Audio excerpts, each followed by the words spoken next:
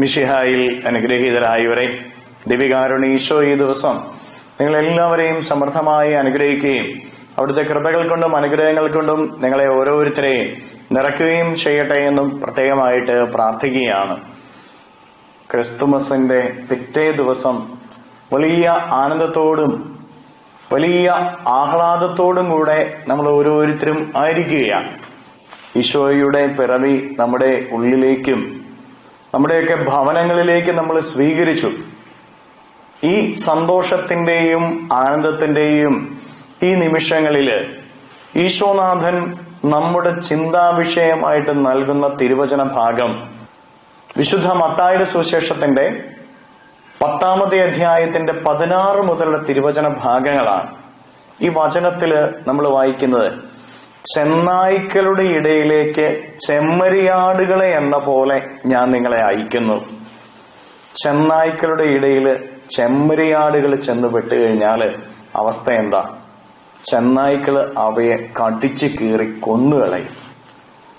സഹനങ്ങളുണ്ടാകും, വേദനകളുണ്ടാകും എന്നുള്ളതാണ്. ഇന്ന് തിരുസഭ പ്രഥമ രക്തസാക്ഷിയായ വിശുദ്ധ എസ്തപ്പാനോസിന്റെ തിരുനാൾ കൊണ്ടാടുകയാണ്.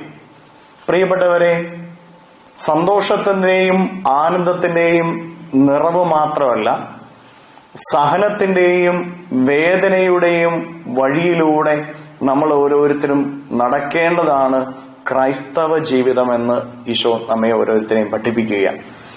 ഈശോയുടെ പിന്നാലെ പോകുന്നവന്റെ ജീവിതത്തില് ആനന്ദം മാത്രമല്ല, ആഹ്ലാദം മാത്രമല്ല, നിറവ് മാത്രമല്ല, അവന്റെ ജീവിതത്തിൽ കഷ്ടപ്പാടുണ്ടാകും, അവന്റെ ജീവിതത്തിൽ സഹനങ്ങളുണ്ടാകും, അവന്റെ ജീവിതത്തിൽ വേദനകൾ ഉണ്ടാകും, മറ്റുള്ളവർ കടിച്ചു കീറപ്പെടുന്ന അവസ്ഥ ജീവിതത്തിലുണ്ടാകും.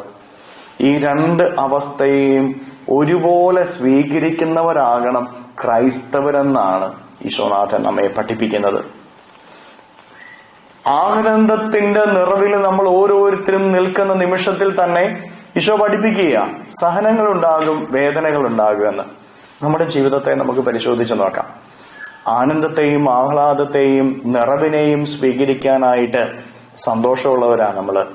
എന്നാൽ സഹനങ്ങളോടുള്ള നമ്മുടെ മനോഭാവം എങ്ങനെയാ? സഹനങ്ങളെ പുൽകാൻ നമുക്ക് മടിയാ. സഹനങ്ങളിൽ നിന്ന് മാറി നിൽക്കാനാണ് നമുക്കിഷ്ടം. ഈശോയുടെ ശിഷ്യത്വം മറ്റൊന്നിലേക്കുമല്ല നമ്മളെ ക്ഷണിക്കുന്നത്. സന്തോഷം സ്വീകരിക്കുക, ഒപ്പം സഹനവും സ്വീകരിക്കുക. രണ്ടും ഒരേ മനോഭാവത്തോടുകൂടി സ്വീകരിക്കാൻ സാധിക്കണം. ഈശോയോട് നമുക്ക് പ്രാർത്ഥിക്കാം, ഈശോയെ, സന്തോഷവും സങ്കടങ്ങളും ഒരുപോലെ സ്വീകരിക്കാനുള്ള ഒരു നല്ല മനസ്സെനിക്ക് നൽകണമേ. നമ്മുടെ ജീവിതത്തെ പരിപൂർണമായിട്ടും ഈശോയ്ക്ക് സമർപ്പിച്ച് നമുക്ക് സ്തുതിക്കാം. ഹല്ലേലൂയ. ഈശോയെ നന്ദി. Hallelujah, hallelujah, hallelujah, hallelujah, hallelujah, hallelujah. കർത്താവായ ഈശോയെ, മക്കളെ ഓരോരുത്തരെയും സമർപ്പിക്കുന്നവരെ ഓരോരുത്തരെയും അനുഗ്രഹിക്കുകയും ആശീർവദിക്കുകയും ചെയ്യണമേ. ഇവരുടെ ജീവിതങ്ങളിലേക്ക്, ഇവരുടെ അധ്വാനങ്ങളിലേക്ക്, ഇവരുടെ നൊമ്പരങ്ങളിലേക്ക്, ഇവരുടെ വേദനകളിലേക്ക്, ഇവരുടെ കഷ്ടപ്പാടുകളിലേക്ക്, ഇവരുടെ ജീവിതത്തിന്റെ കുറവുകളിലേക്ക് അങ്ങ് ഇറങ്ങിച്ചെന്ന് ഇവരെല്ലാവരെയും അങ്ങ് സഹായിക്കുകയും സംരക്ഷിക്കുകയും പരിപാലിക്കുകയും ചെയ്യണമേ. ഇവരുടെ ജീവിതത്തിൽ നിന്ന്, ജീവിതത്തിന്റെ വഴികളിൽ നിന്ന് എല്ലാ തിന്മകളും ബന്ധനങ്ങളും കെട്ടുകളും പിശാചിന്റെ ഉപദ്രവങ്ങളും നാരകീയ ശക്തിയിൽ നിർവീര്യമായി തീരട്ടെ എന്ന് കൽപ്പിക്കുന്നു. അന്ധകാര ശക്തിയിൽ ഇപ്പോൾ വിട്ടുപോട്ടെ എന്ന് കൽപ്പിക്കുന്നു. Hallelujah, hallelujah, hallelujah, hallelujah. നിത്യം പിതാവും പുത്രനും പരിശുദ്ധാത്മാവുമായി സർവേശ്വര എന്നേക്കും ആമേൻ.